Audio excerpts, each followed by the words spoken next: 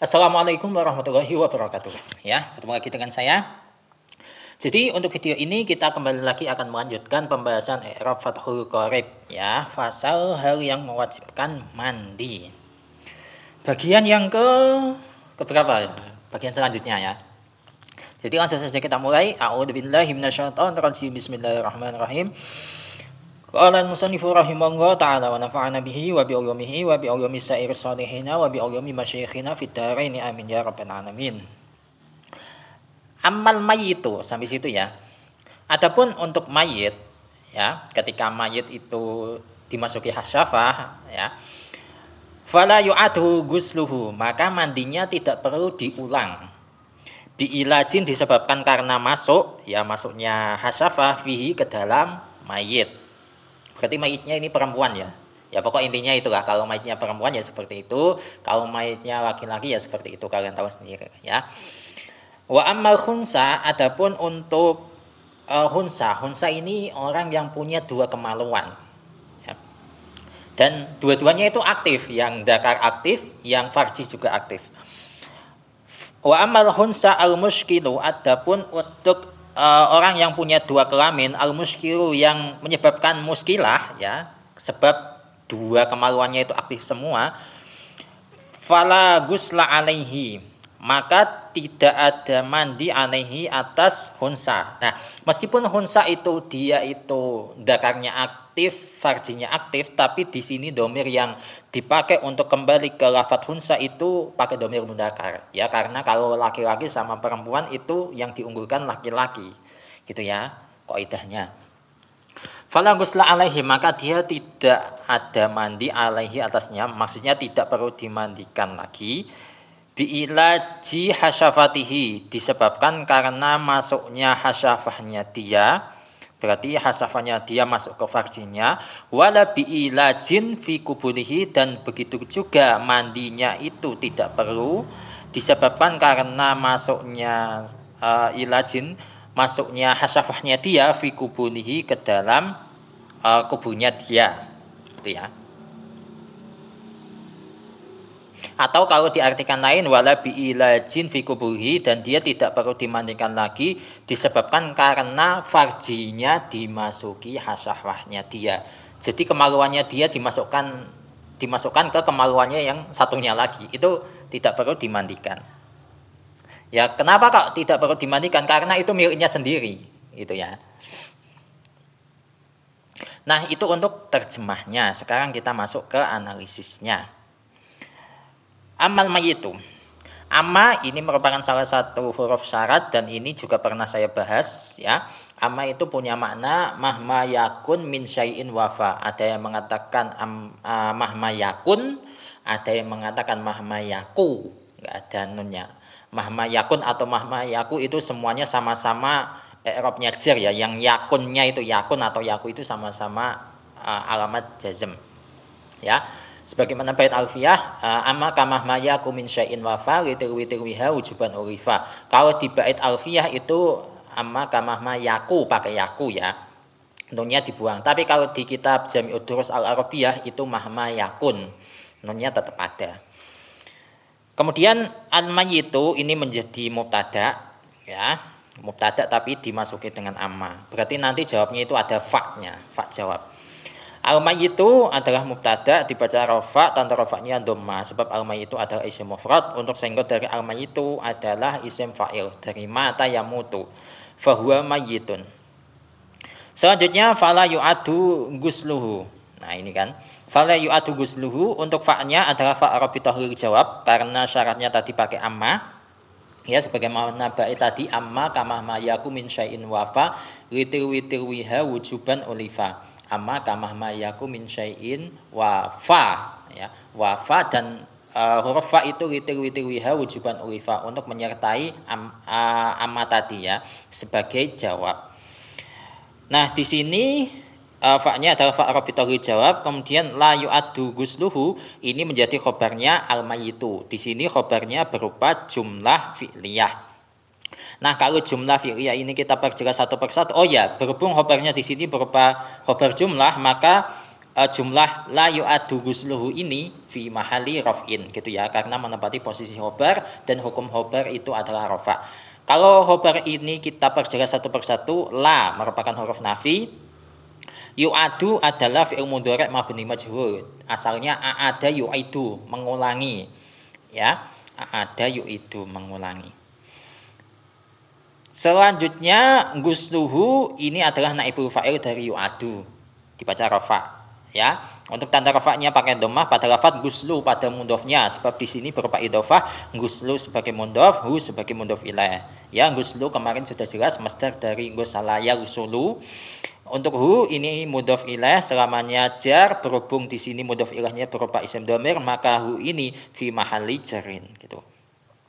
Bi ilajin ini jar majrur, huruf jarnya ba, majrurnya adalah ilajin yang berupa isim mufrad sehingga tanda jarnya menggunakan kasroh. Ya, kemarin untuk lafaz ilaj sudah kita bahas. Untuk ba-nya punya faedah sababiyah.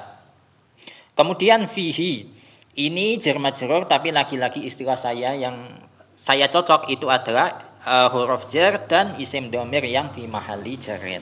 Itu. Titik. Wa amal khunsa wawnya saya jadikan sebagai waw isti'naf ya.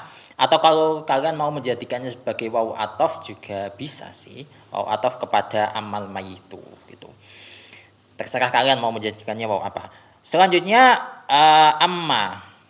Ini merupakan huruf syarat ya, sama penjelasannya kayak amma yang pertama tadi. Kemudian al khunsa ini adalah mubtada, dibaca rafa, tanda rafanya. Nah, tanda rafa'nya di sini adalah dhammah muqaddarah. Sebab al-hunsa adalah isim maqsur. Ya, isim maqsur sama seperti Musa, Huda dan lain sebagainya itu ya. Sebagaimana bait alfiyah, fal awwalul i'rabu fihi qudira jami'uhu wa huwa alladzi qad kusira. Itu ya. Al-hunsa tanda rafa'nya adalah dhammah yang muqaddarah. Selanjutnya al-mushkilu ini menjadi sifat atau naat dari al-hunsa, dibaca rafa, tanda rafa'nya menggunakan dhammah sebab al-mushkilu adalah isim mufrad ya. Dan di sini antara al-hunsa sama al-mushkilu sama-sama rafa, sama-sama ma'rifat, sama-sama apalagi mufrad dan sama-sama al-hunsa itu secara lafadz mudzakkar ya, secara lafadznya loh ya, bukan secara makna. Kalau secara makna dia ya laki-laki sama perempuan dijadikan satu gitu ya. Tapi secara lafadz al-hunsa itu mudzakkar sehingga al-muskilu di sini juga mudzakkar gitu. Selanjutnya fala ghusla alaihi ya. Fa-nya fa rabithah lil jawab atau fa jawab, kemudian la ghusla alaihi menjadi khobar dari al-hunsa. Di sini khobarnya berupa jumlah apa ini? Jumlah ismiyah ya, jumlah ismiyah, dan jumlah ini fi mahalli raf'in. Nah, kalau jumlah ismiyah yang menjadi khobar ini kita perjelas satu persatu. La merupakan la linafil jinsi yang punya amal seperti inna ya, amala inna ja'ali la fi nakirah mufradatan ja'at ka'u mukarrarah, itu baitnya, bait pertama dari bab la allati linafil jinsi di alfiyah. Kemudian ghusla ini menjadi isimnya la ya, dibaca nasab, tanda nasabnya menggunakan fathah sebab ghusla adalah isim mufrad. Untuk singgutnya masdar dari ghusala yaghsulu. Selanjutnya alaihi ini ya lagi-lagi untuk istilah saya adalah huruf jar ala dan isim dhamir yang fi mahalli jarin ya. Nah, kemudian muncul pertanyaan, mana khobar dari la ya. Nah, khobarnya itu dibuang ya. Jadi kalau kiai-kiai saya itu memaknai fala ghusla, monggo ora ono adus iku maujud. Jadi yang menjadi khobar itu adalah lafadz maujudun. Nah, ini saya bandingkan seperti ayat ini yang di surat Al-Baqarah. Al-hajju asyhurum ma'lumat, faman farada fihinna al-hajja fala rafatha wala fusuqa wala jidala fil hajj. Ya. Fala rafasa, lanya di situ la linafil jinsi, kemudian rafasa menjadi isimnya la. Wala fusuqa, wawnya waw ataf, la fusuqa menjadi ma'tuf, untuk ma'tuf alihnya la rafasa. Kemudian wala jidala juga sama, wawnya waw ataf, la jidala menjadi ma'tuf, untuk ma'tuf alihnya lafadz la fusuqa. Kemudian fil hajj di sini dijelaskan yang fil hajj itu jar majrur muta'allaqun bi khabari la. Dia adalah jar majrur yang punya ta'alluq atau keterkaitan dengan khabarnya la al mahdhuf yang dibuang. Wujuban pembuangannya itu wajib. Ya, jadi yang dibuang adalah khobarnya. Khobarnya la itu dibuang, takdirannya maujudun ya. Bi'ilaji hasyafatihi. Ini jar majrur, huruf jarnya ba, majrurnya adalah lafaz ilaji hasyafatihi yang berupa idhofah ya. Ilaji sebagai mudhof, hasyafati sebagai mudhof ilah pertama, hi sebagai mudhof ilah yang kedua. Gitu ya. Ilaj kemarin sudah kita bahas, dia adalah masdar dari alaja yuliju, kemudian hasyafati itu adalah isim jamid ya. Kemudian untuk hi dia adalah isim dhamir yang fi mahalli jarin. Selanjutnya wala biilajin. Wala biilajin waunya wa ataf, la biilajin ini adalah ma'tuf untuk ma'tuf alaihnya, atau gini saja ya. Waunya wa ataf, la di situ adalah ma'tuf, untuk ma'tuf alaihnya adalah lafaz la gusla alaihi. Ya, la gusla alaihi. Wala biilajin ai wa ya betul ya. Wala biilajin ai wala gusla alaihi biilajin. Gitu. Takdirannya gitu ya. Jadi la-nya adalah ma'tuf, untuk ma'tuf alaihnya adalah lafaz la gusla alaihi.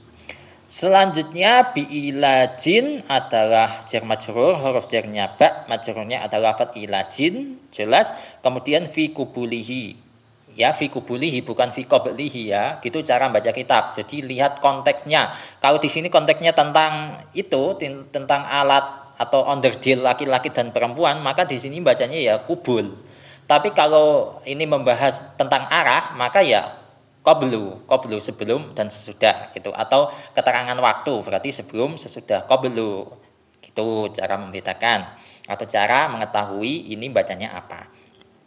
Fi kubulihi jar majrur, huruf jarnya fi, majrurnya adalah lafaz kubulihi yang berupa idhofah, kubuli sebagai mudhof, hi sebagai mudhof ilaih.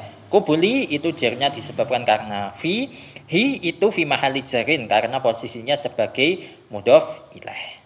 Nah, jadi itu untuk kajian kita di video kali ini. Wallahu a'lam bishawab. Semoga ini bermanfaat untuk kalian. Al-Fatihah.